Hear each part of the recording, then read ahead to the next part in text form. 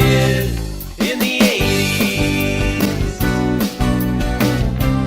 Welcome back, 80s allies. It's Larry, it's Jim, it's Larry. We're running off of caffeine and sarcasm today. Absolutely. Well, there's nothing new with that. No, clearly not.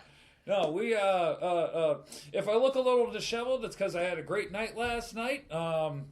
Since I quit drinking, Yes. which has made life a lot easier. It's just I was up way too late last night because I decided to go to a show. And if you've ever heard of Less Than Jake, please check them out. Their album Hello Rockview was amazing. I went to the concert, had a really, really good time, but now I'm here in this chair with my eyes almost needing toothpicks to stay open. Well, and we should point out two things. First of all, he didn't have a drinking problem. He just decided to not drink anymore. There's that. Just Oh, point that yeah. out. Let's clarify that. It just wasn't for me anymore. And the second thing I wanted to point out is that I'm just back from Vegas. Yes. So I'm still somewhat jet lagged, but we're gonna make this work. So here we go. But we had Hang on. Let's get to the preamble first, Yes. because there's some other developments. I'm about to take a trip. Yes, you're going to I'm WrestleMania. going to WrestleMania. We're going to turn that into a wonderful documentary as we go down the road. We've got a lot of developments happening. Like, our show is growing exponentially. We want to thank all our new subscribers and all the people who have liked our page. And if you're not part of that community, we are the gate openers to people who want to keep gates closed. Yes, yeah, gatekeepers. Yeah. We don't like gatekeepers. We don't care for gatekeepers. No, and one other thing we want to point out as well is if you haven't liked us on Facebook, please go do so. As you know, we've run into some difficulty with our new segment, CTV, but you don't have to worry about that because Facebook doesn't seem to care, so we're going to upload them there. So you don't want to miss those because they're a lot of fun, and we put a lot of effort into those. So go over to Facebook, check us out. I'll put the link down here. Make sure to go ahead and like us on the Book of Faces, so to Yes, speak. and we understand that we promised you a Saturday show. That Saturday show is still coming. It's just we had developments that we weren't expecting. Like, we're not going to get into it right now. Well, we've in general, without getting into details, there's been some developments, if you will, on the negative side with regard to getting the studio ready. It's been a bit of a difficult build out. Okay, let's put it this way: if I'm in general disarray, this has been a major pain in the ass. Yes, yeah, we'll go with that. Sure. But anyway, we do actually have a pretty decent show for you folks today. We do, and if this gets broken up into multiple parts, it happens because we may go on and on about this. But recently, I saw a post on Facebook on another group, and they were talking about what they considered culturally significant moments. Yes. And I thought to myself, wouldn't it be interesting if you and I had a discussion regarding what we felt were the top 10 culturally significant moments or what have you of the 1980s? And so we each formed a list.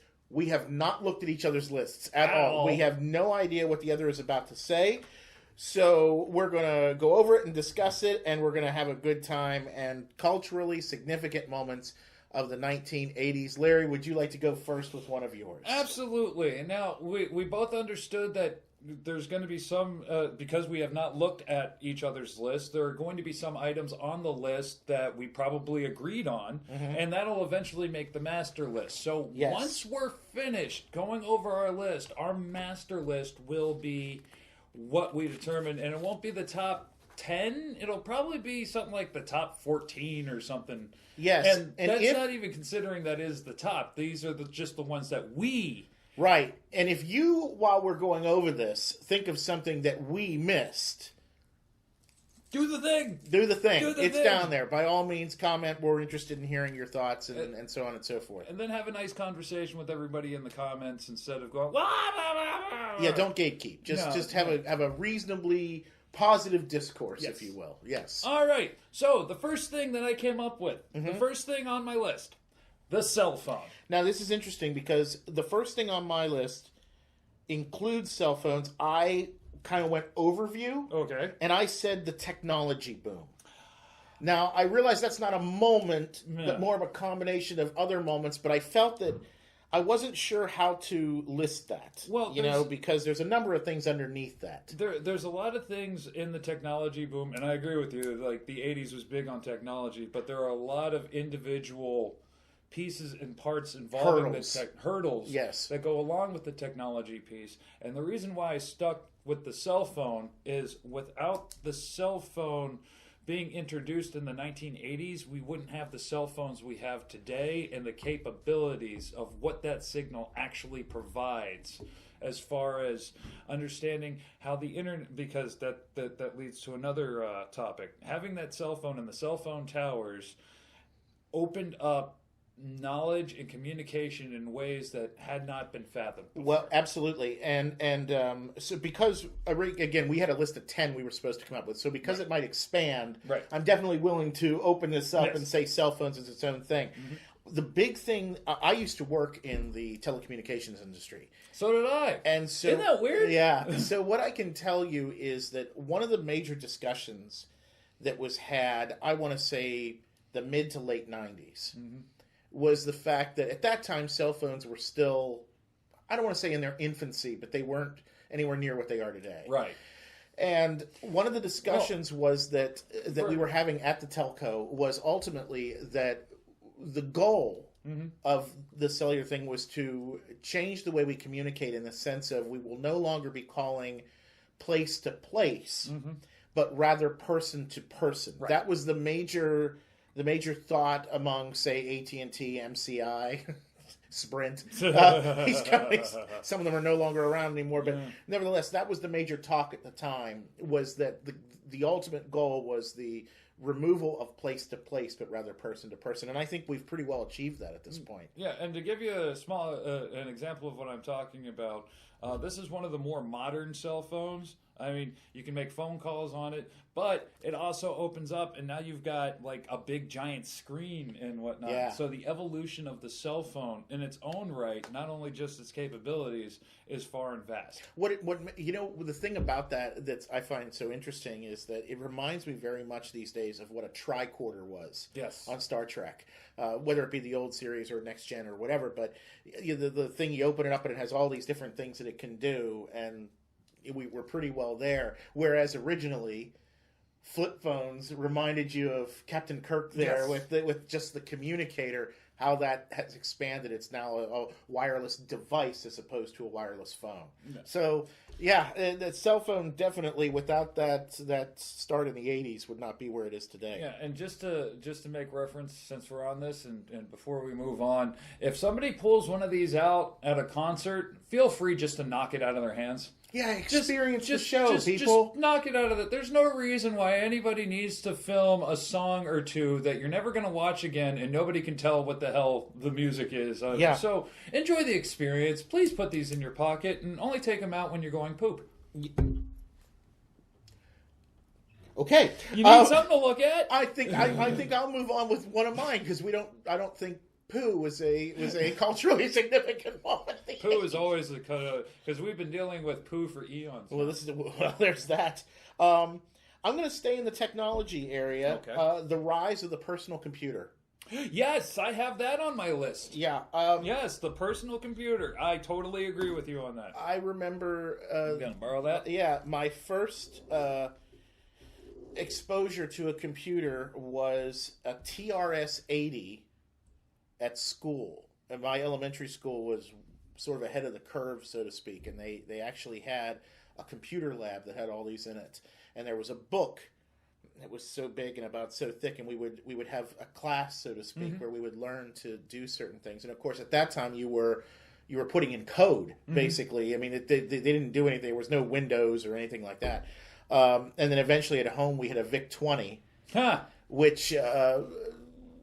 interestingly enough, I still have a VIC-20 that was given to me all these years later. It's still in the box. I have it in the other room here. That one day we were going to highlight here on the show, but I'll have to put a picture of it here. But yeah, I mean, you're talking the earliest of computers, and some of the things that are very different. Of course, we had the big floppy disks back in those days. You also, the computer would communicate and load programs through an audio cassette. Yeah. Oh, yeah. Actually, that's kind of what I was going to get to. Yeah. My father, I believe, had a Commodore. Yeah, the Commodore 64. I don't want to speak on if it actually is a Commodore or whatnot, but my father always wanted to get the most up-to-date computer at that time. And this thing... plugged into the back of the television. Yes. Yes. And you could see the screens and whatnot, but he used a smaller television for it. And I remember sitting at the keyboard because he wanted me to do the alphabet.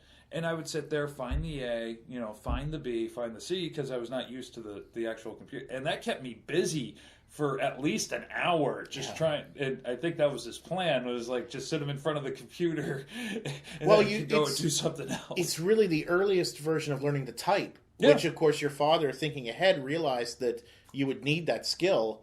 And certainly, the same thing for me. Eventually you learn to actually type correctly and everything. But and oddly enough, because we're now touchscreen, a lot of the younger generation, they don't take typing anymore. They don't learn to actually type correctly. It's strange to me that the keyboards are starting to kind of go away. We're now doing this gimmick. But sorry, I didn't mean to cut you off. No, go ahead. Go ahead. But the next computer we got was an IBM. When IBM used to make home computers. Yeah. Some people don't realize that. Yeah, that we are that old. But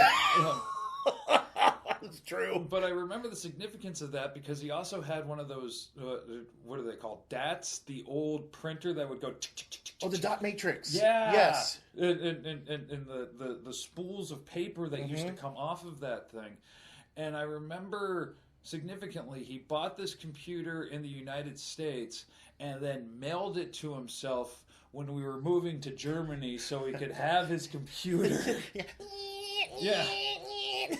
I remember that. Because I remember my uncle was getting married, and part of the prank was him making all these, like, with the little printer ink thing, making all these flyers to gag him by shoving this all in his car, along with the helium balloons that they had. So that would be the personal computer. I mean, it's much like the cell phone. Where would we be without those early days? With the microchip.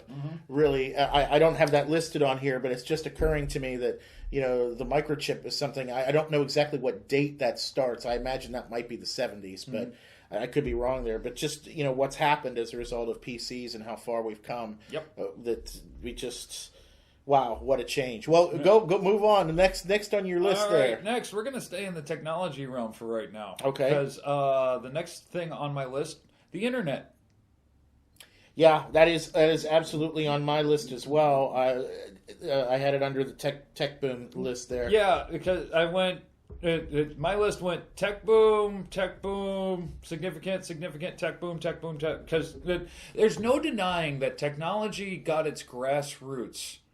Probably just the development of the computer, but then it really started pushing the envelope in the 80s. And you cannot deny that the technology has finally evolved. And then the technology went into high gear because as soon as we figured out, part A of the equation, everything else just kind of fell into place, and it just took off like nobody's business. Yeah, the interesting thing about the technology boom, and the reason we call it that, is because if you look at the evolution of technology from, let's say 1900, all the way to, say, mid-1970s, I would guess, it pretty much remains at a constant, and then all of a sudden, boom. It's just this huge change.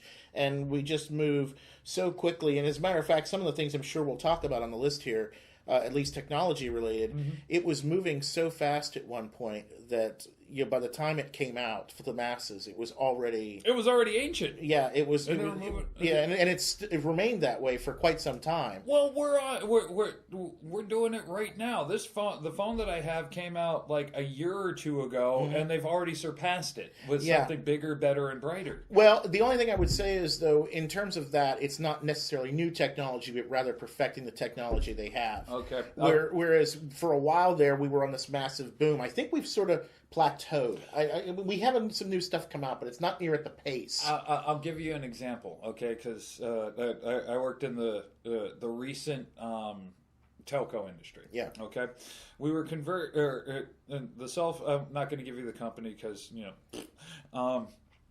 the cell phone towers that I was looking at, they were converting from 5G to 10G. Okay. Yeah. All right. 5th generation to 10th generation. I don't know what. I guess you get times 2 Hell, I don't know. Anyway, What they're doing now is converting everything from 10G to fiber, because they're understanding that fiber kicks out a faster signal and makes everything run faster through lights. And that right there is why I'm choosing the internet, because you no longer have the dial-up connection. Yeah, that's all gone. All the information that you need is literally at the tip of your fingers. Yep. And because we're moving so quickly in that phase, it makes you wonder where fiber's going to go. Like, how quickly do we really need the information in our hands? Well, I often wonder if it's not so much the speed with which the information can be conveyed as it can be transferred, given the load that's on the system. You know what I mean? Like, I know when I worked in the industry, it was right at the time we were putting the internet on the phones. So when you went from the signals we were using to what at that time they were calling GSM GPRS, which was the move to actually having an internet on the device. And that was still early days, and we were still talking Nokias that just had very basic black and white screens and such. You could check your email. That was about the best you could do. Yeah, it's wild that we keep finding these things out from each other, because it's like we're right on each other's heels. We both worked at the movie theater. Yeah. We both worked in the cell phone industry. Yep. We both did this, that, and the other thing. It's wild. Yeah, I always found that interesting. We certainly have a lot of parallels, yes, for sure. Yeah, that was the internet, just a huge thing, and it dates back a lot further than a lot of people think, because if you watch the movie War Games, I mean, he's communicating using a phone that's on a dial-up thing, a modem. That's how he calls the Whopper, which didn't exist, but you get the idea. And believe it or not, and it's probably going to cause some people to like have their minds explode, but Al Gore did have a little bit of influence on the internet. Certainly not to the level that he proposed. Suggested that he did, but like, because I forget what the communication was. I forget what the college was, but he definitely had his hand and a part of that. And then he became, runner-up to something that we're just not going to go down. So anyway, so I'm going to stay in the technology range. Okay. But I'm going to move on to something I'm not sure that you thought of. Okay. The birth of the VCR. I did not think that, and I contemplated it, and it became an honorable mention. Yeah, the reason I bring it up is that without the VCR, we do not have home movies. This is true. To the degree that we have. We don't have the ability to record them. Nope. We don't have the ability. Home movies took on a whole different meaning, yes, and were much more accessible to people. You didn't have to know how to use film and an 8mm and all this type of thing. It was just the VCR gave us the birth of a whole new thing. Really, it was the VCR, and then of course the corresponding camcorders is really how we get to where we are right now. Really, it is the original birth of doing this type of thing, because home movies were moved into a place where you could do a whole lot more, and it just continued from that path. So, my point of view from it was it gave people a whole new independent look on how they experience film. Yes, because if you think, visual media in general, because TV you could include in that as well. And this is why I'm differentiated from TV. Back in the day, if you want to watch a movie at your house, you'd have to wait for whatever the television was going to give you. And when the television gave you whatever movie it was chopped up, edited, it was made proper for television. Never really got the whole thing. Not only that, there were commercials involved. Well, unless you had HBO or something like that. Well, this was before HBO. Okay, fair. Yeah. This was before. If you're going back even further, yeah, if sure. you're going back even further in the place where you'd actually have to go and rent a movie to enjoy like an actual uncut, unfiltered version of the thing that you normally saw in the movie theater. Now you're changing the whole game altogether, because you don't have to go to the movie theater anymore or hope that the movie theater is going to replay the movie that you missed when it first came out. Now you can just go down to the movie store, grab the movie, and put it in.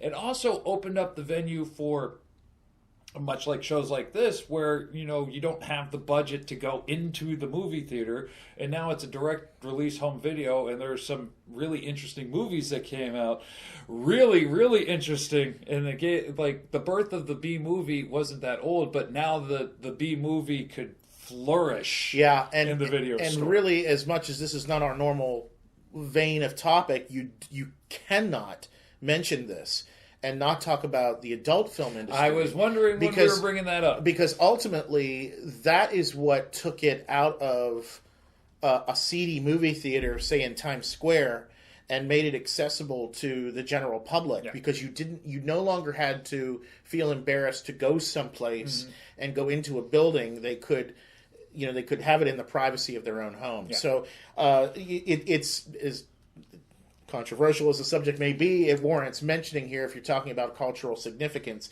And I also think that there are some other things that are on the controversial side with VCRs that came about, which is the argument over what is a copyright infringement. Yes. Because people began to dub movies in order to have them at home. They would buy 2 VCRs and record from one to the other. And this gave rise to newer technology that prevented that from happening. And ultimately, this would repeat itself eventually with the recording industry, with Napster and so forth in the 90s. Well, there's a couple of things that we could go down this path. One, it gave you the ability to record the television shows that you normally didn't get to see. That was my next stop. And 2, don't worry, Dad. The statute of limitations is over. You don't have to worry about that. Well, my father used to do that because when we were living in Europe, living in Germany, for us to get media, because everything was either 6 to 8 months old before we got it. Sure. We only had one channel that we could watch, which was AFN or AFRTS, depending on where you live. And nobody in my family spoke German, so the German TV, and we only got 3 or 4 of those channels. The only way we could have media or content was for him to double stack the VCRs for us to have movies that we could watch. Or purchase bootleg stuff if you were over here. Well, we wouldn't purchase. He would go to the video store, get a blank tape. Those blank tapes held everything. Yes. I had an editing thing to do there. Yes. If you saw that skip, there's a reason. Yes. Somebody used naughty language, and it was this guy. Leave me alone, man. I'm tired and caffeinated.